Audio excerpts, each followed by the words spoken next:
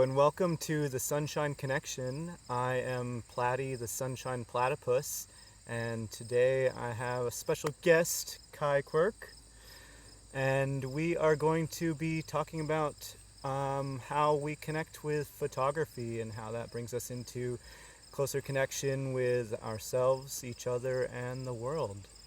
So, yeah, Kai, how does photography bring you into connection?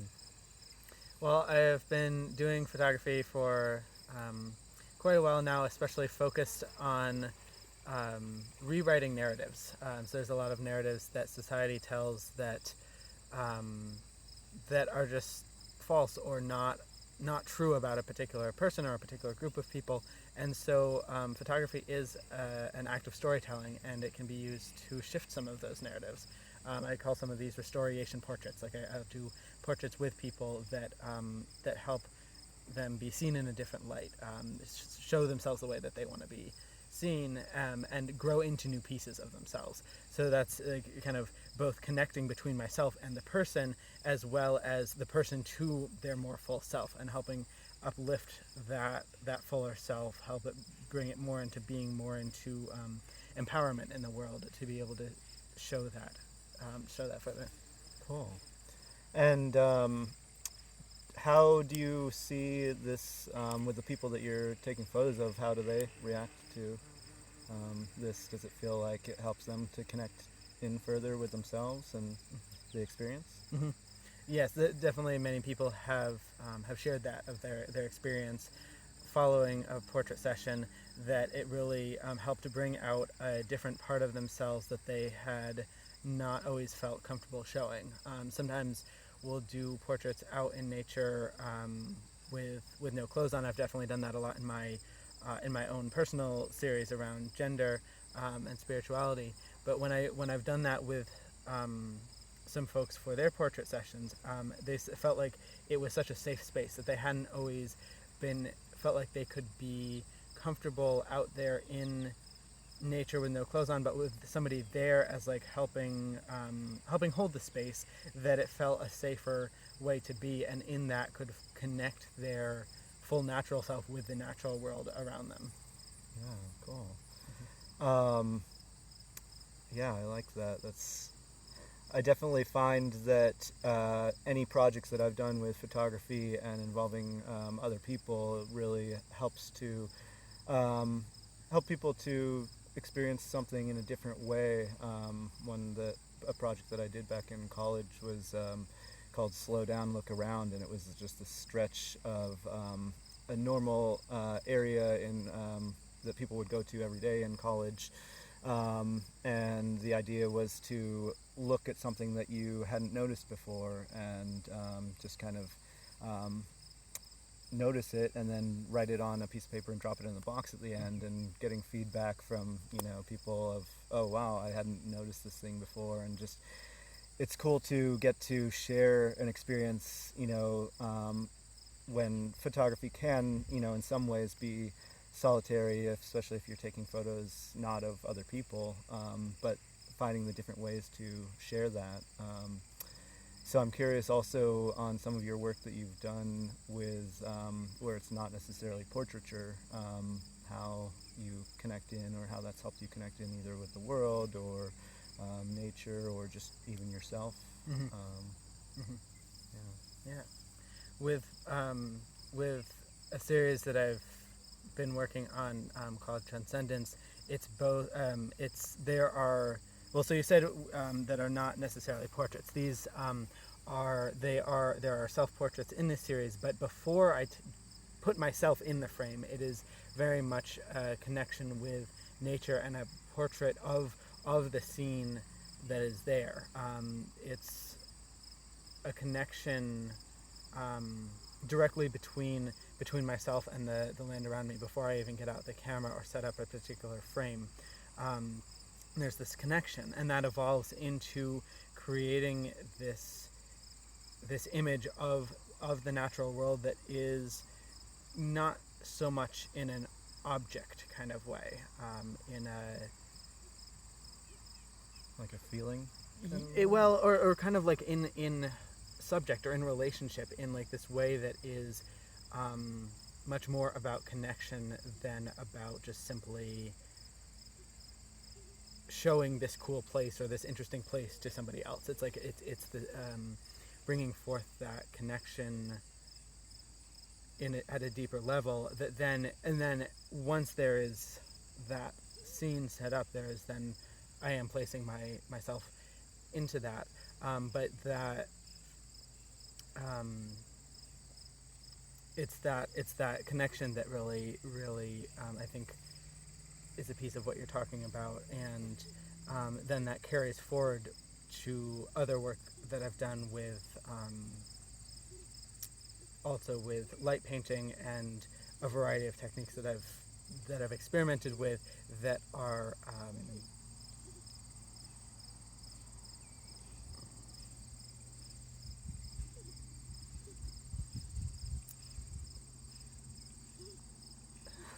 the witch just lost my head.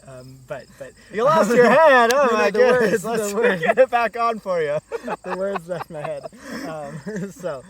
But yeah. I had something to ask you just Go ahead. about your process and what that connection looks like for you when you're saying like it's not just about the place and the setting and what looks good in the frame. Which I feel too is a lot about just kind of that feeling of like, wow, this space feels really great to be in. And so I'm curious what that looks like for you if you kind of like walk into a place before you even take your camera out and you're just like, oh, I feel this, the energy of the space, and then you kind of feel it out from there. What does that look like for you? So the process when I'm creating these photos is I'll have an idea of a place that I will go. So whether that's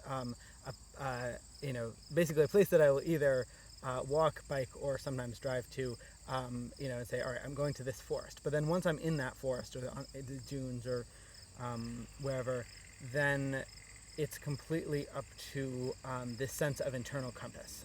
And so this is something that I do not have words for at the beginning. It's something that's been kind of developed over years of doing this. But I'll go there, and there's this feeling of being directed from within, a physical feeling within my chest of kind of nudging me one way or another, and sometimes literally in circles around the forest. But it often leads me to a place that I might not have found otherwise, and a place that feels deeply right to be in that space. That it's, and so that's where it feels like there's some of this co-creation. That it's not just. That's where it feels like it's not just an object, like, oh, I found this interesting thing and I will take a picture of it. It's more this co-creation of, we found each other and let's create this thing together. And I know that's, there are some people that will not feel that is possible between a human and a tree, or whatever space that I happen to be in, but it definitely feels like that co-creation, that connection. For me, it's also spiritual, but it doesn't necessarily have to be for other people. The images don't have to read that way, but that's definitely a piece of that interconnection. Yeah. Well, yeah, when you say bring up the example of a tree, I can really relate to that in, I don't know if you know the Japanese practice Shinrin-yoku. It's, the rough translation is forest bathing, and it's about connection with trees and kind of a meditation between them. So and specifically with trees, when I'm taking photos of trees, I just feel this deep connection with, certain ones that just have a lot of, revelry, or I feel like trees tell stories really well, especially like ones that are really old. Like I love oak trees especially because, they have all their kind of twisty arms and stuff, and it's just like, the stories and the things that these trees have seen in their day and stuff, and it feels like they really hold those, and you can kind of get that sense and energy from it. So, yeah. Well, and that's one of the things that has been interesting for me too, is as a lot of my work is around queer stories, that a lot have been erased throughout time and through oppression, through time, and yet through creating some of these images, I learned so much about queerness from the world around me, of this fluidity, the interconnection, this liminality betweenness and beyond that it felt like the land was holding some of the queer stories that humans had erased. And so definitely it was a learning some of these stories from the trees, the dunes, the rivers, wherever I was creating these photos. And so that was a piece of the stories coming not just through me, but through the natural world as well. Oh, yeah, definitely. I'm curious, one of the things for me was doing photography, and which I think is one of the most powerful things, as I have not put up a lot of my photos, because for me I realized it's just about the process, and I've done shows and stuff like that, but really I just like to take photos, and then they might sit on my hard drive or my camera and not go anywhere after that.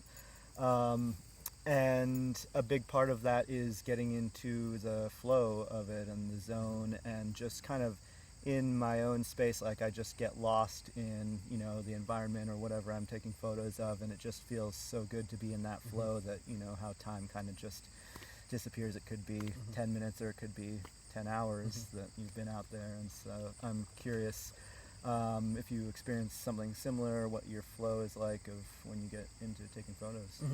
Definitely. I definitely, the process of taking them is my favorite part of the process. I'm fine with editing, and I'm fine with printing. I mean, I love those pieces in their own way, but definitely my favorite piece is creating the photos. It ended up being with this project around gender and nature and spirituality that a lot of creating the photos felt like rituals and rites of passage in positive ways that society doesn't necessarily always have, or let me say, rarely has, around gender in this day and age. That there's a lot of kind of forced ordeals, forced rites of passage that are not by choice, that are often very harmful. And so in having these positive chosen ones that were challenging, but was a choice to rise to a particular challenge, and not be forced into a harmful narrative. That was something that was incredibly powerful in that. Yeah. Tell me about some more of the, I guess, like some of those new narratives that you were able to kind of delve into when you're in, out in nature. What kind of the message that either the trees or whatever the environment gave to you that was called to your heart, I guess. Yeah. There's at one point in response to some of the photos, I wrote what I later titled a letter to my younger self, and one of the phrases in there, and it's generally around kind of this fluidity, queerness around gender, and one of the phrases that is coming to mind is, "Sweet one, you are not a machine, something to do the same and be the same day in and day out. If the people have forgotten, just turn to the trees and the wind and the water. You are being raised by them too." And so in that, thinking about how much I felt when I was out in nature that I could be my full self, that I could be the fullest kind of fluid, changing, shifting parts of me that that just feel in the human world that I can't always express that I can't always show as well. And so out there, it was both learning more about accepting and embodying that fluidity, as well as just being able to accept that and to grow a lot in the learning about myself and the natural world, that the natural world around me. So that continued to grow and expand. Yeah. Well, and I can imagine that nature is a great mirror for that, and a reflection of that fluidity, and just anything that's happening, the flowing of water, the winds in the trees, or any of that. So. It was definitely very empowering, and has helped me be able to express more of that when I'm in contact with humans as well. Yeah, cool. Yeah, I think photography for me as well has just really, it's kind of like a lot of hobbies that people take on, or other things that interests, where there's this greater picture as well, rather than, I mean, beyond just the act of taking photos, but how it can just extend to all areas of our life, like that interaction with people that you're just talking about, that it can change for you and stuff. So yeah, I think it's really cool how it can add to that, and also to add to that for other people, like we were talking about, the people that are subjects in the photos and stuff like that, and can give positive effect for them too, and how they see themselves and all that.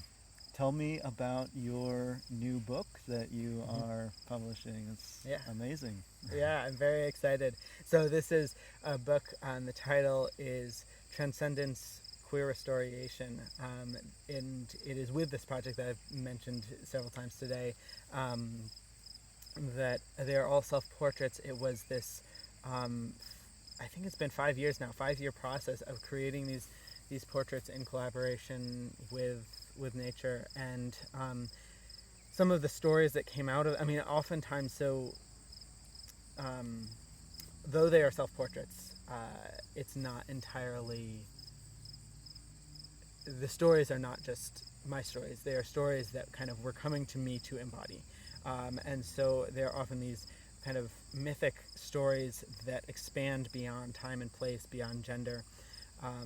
And with some of the photos, there are written stories as well. These stories were inspired by the photos themselves, and so they expand upon this moment in time from the photo, expand that into a larger story. Whereas other photos in the series invite people to imagine what that story may be for themselves. And so in this way, it brings together gender, mythology, spirituality, storytelling. I was thinking about, as I was creating it, I'm not creating specific stories from cultures not my own. Like it's not my place to portray those stories that are from other cultures. But there's also been a lot of loss of queer stories in various ways, and so that's where the word restoration comes in.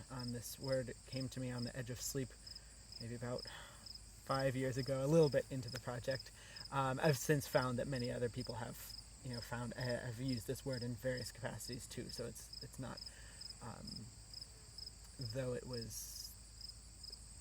though it came to me not from another human, it's not itself an original idea. But in the idea of restoration is this connecting to ancient threads. Like this, the beginning re means something. It's not something completely new. It's connected to these old pieces, and weaving new pieces, weaving together these stories. The middle word story are these tales that inspire and show, sometimes show morals, like invite empowerment, like various things that stories can do that are very powerful. And the ending ation in restoration is it implies action. These places where stories have been erased, it's not going to fix itself. It has to be actively helped to regrow, to share new stories, to empower and embody this queerness that society keeps saying is something unnatural, and yet is so clearly from the world around us, very, very embodied in nature. Yeah. Cool. Well, I'm excited to check it out. When does it come out? We're currently looking at early 2023, so maybe February or March. Pre-sales are already open. People can check out my website, kaiquirk.com, which is Kai with a C, so CAIQUIRK.com, or Skylark Editions, which is the publisher for the book, so it'll be on that website as well. Awesome. Yeah. Well, and I'll figure out how to put the link at the bottom of this video too to your website. And thank you so much for joining us and for sharing your story. Yeah, wonderful. Thank you so much. Thank you for having me. Yeah.